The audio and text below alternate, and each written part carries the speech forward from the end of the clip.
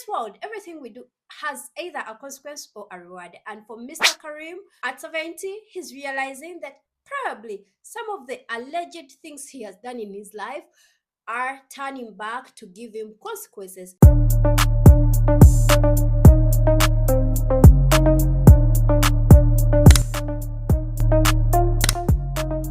Some things to note in this case: both the alleged perpetrator and the victim are called Karim. So for us to be able to understand this case properly, I'm going to be referring to Karim the tycoon as Karim the tycoon, and then the other Karim is called Ramesh Karim. And going forward in this case, you need to know that there is a lot of essay that is mentioned, child abuse and things to do with.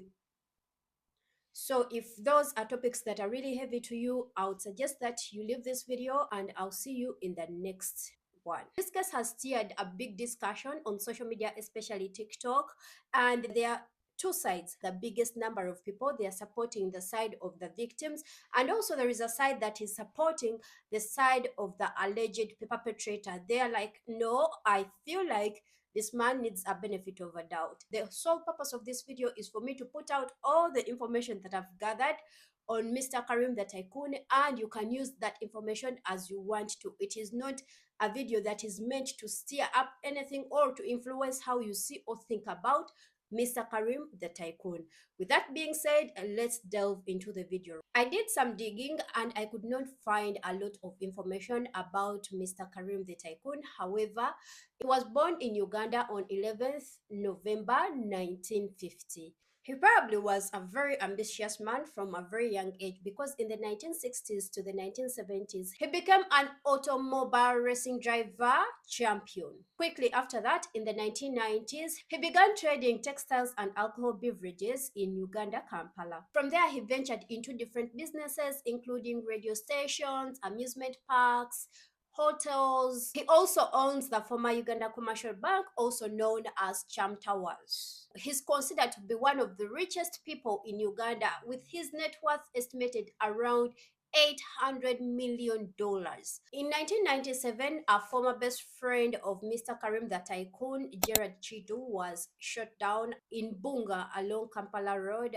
and there were so many accusations that came up, including Justice Julia Septinde allegedly said that Karim took over the investigation as the police was just watching, and she allegedly said that on that night Karim diverted the police from investigating the assassination of Gerard Kidu and then having them focus on the loss of his so many thousands of dollars. And the former director of criminal investigation, Chris Bakiza, was accused of receiving 100 million to suppress the investigation by Mr. Karim.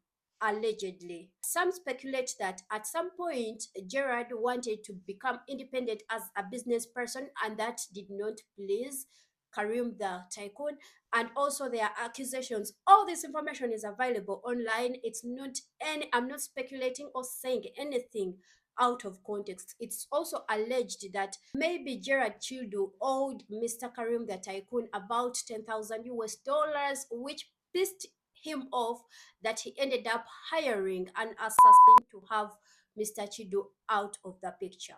Up to now, that case has not been resolved and the perpetrators have not been brought to justice. So, in the face of the law, Mr. Karim is not guilty for the assassination of Gerard Chidu unless he has been beyond reasonable doubt found guilty by the court of Uganda. However, right now, he's innocent. They are just speculations and accusations that are appearing on online discourses. A little about 5 years back, his wife's late children dragged him to parliament, accusing him of the fact that he was trying to grab everything their mom had left them, including all the assets that were involved.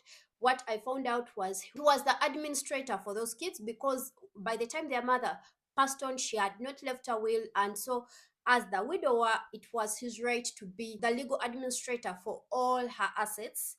And his children allege that he started selling their mother's properties one by one and also pocketing the money. One of his late wife's pub was rent out to a church, and that church also rent out that place into rentals, and the place was getting damaged, but everyone in the area knew that all the things belonged to the wife. However, this man was taking over everything and selling the assets while not sharing anything with the kids, allegedly. So while that case was wrapped up and it was never concluded, recently a TikToker came out online and he alleged that him and his siblings experienced a lot of toxic things, allegedly, while living under Karim the Tycoon's roof. The story of Ramesh Karim staying with Karim the Tycoon begins when Ramesh loses their dad. They became orphans at a very young age, and so because Mr. Karim the Tycoon knew their father, he decided to take them on from the village, take them to his house, and start taking care of them. One could be like, oh, that is a very kind action to take, until you get to watch these TikTok videos of these kids coming out right now after I don't know how long to claim that while Mr. Karim took them on to take care of them, a lot has been happening within their family, including him, Karim the tycoon, using their mothers and grandparents for ritual purposes, allegedly. And also, he started exposing them to sexual activities while they were still so young. One of the girls alleging that he started sleeping with her at about 11 years old. The Ramesh family, they all claim that as girls, this man took advantage of them, knowing their position as orphans that are helpless, and also being the fact that he's a tycoon and he seems untouchable. Allegedly, Karim the tycoon does not stop on essaying kids alone. He will go on to essay their mothers, and now they alleged that he's looking at essay his grandchildren. Ramesh Karim made a video and also alleged that because of the worst experiences they went through while living under Karim the tycoon's house, their grandmother had to set herself on fire. Like it was too much for her that she lost her mind and set herself on fire. That some people in their family keep losing themselves and they commit or they give up on life. When Karim Ramesh first made the video, I think a lot of people gave it a lot of thought, but they did not understand the depth of the situation until he brought his sisters that allegedly say that Karim, the tycoon, actually literally used them. The family is of four siblings, two brothers and two sisters. So one of the brothers came out to say he claimed that he only started sleeping with one of the siblings allegedly when she was 16. So everyone on social media was like, we thought 16 is also not the right age to be engaging in sexual things. You cannot just come out here and say, oh, he's right because he started doing this at 16. That is still a child. At least that is what most of the people are saying on social media. Also, the brother came out to let us know that the sister was legally married to Karim the tycoon. However, the sister came out to say, no, I was never married to that man. He started engaging with me when I was just 11 years old. And at that time, I didn't know what to do. And I didn't really have a big choice, but rather to stay with him. But at some point, he did something so big that she could not say it out loud. And she had to get out of the relationship. And now she's seeking justice. She's saying, even though there is a time this man gave them money and did what, it does not take away the fact that he took advantage of them while they were kids. The big sister, the little sister, and so many other people. And when you go in the comment section, you really find out that there are so many people that have accusations. When it comes to this man's work life, most of his staff say that he's a very strict boss, but that's it. That's it, what most of them say. He's simply a strict boss. And someone was stirring up something that they found an issue with him at one of his hotels. However, that information has not been verified and they did not go into details with what happens. But it's crazy how Ugandans view things, because right now social media is divided.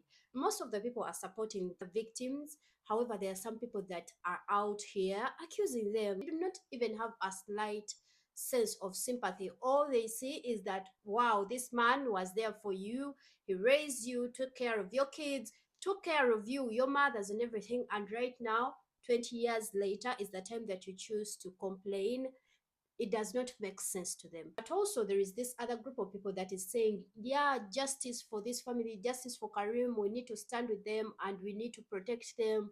The tycoon needs to pay for his sins. Even though the victim's family made it clear that they are not seeking justice in the judicial system of Uganda, because, of course, they are worried that they will not get that, since this man is very influential and very known. All they wanted to do was to let the world know what they went through while living under his roof. And the other side of social media is like, so what was the purpose of you letting us know you all are old? So let me know in the comment section, what do you think is going on with this family? Who do you think is wrong? Do you think the victims are wrong? I mean, their case is expired, they shouldn't be speaking about it. Do you think they just need to get money out of this tycoon, or the tycoon should take responsibility and the judicial system should take course, or he should be cancelled for what he has done allegedly, even though he's now a very, very old man? I leave you with that. Please subscribe and see you in the next one. Bye.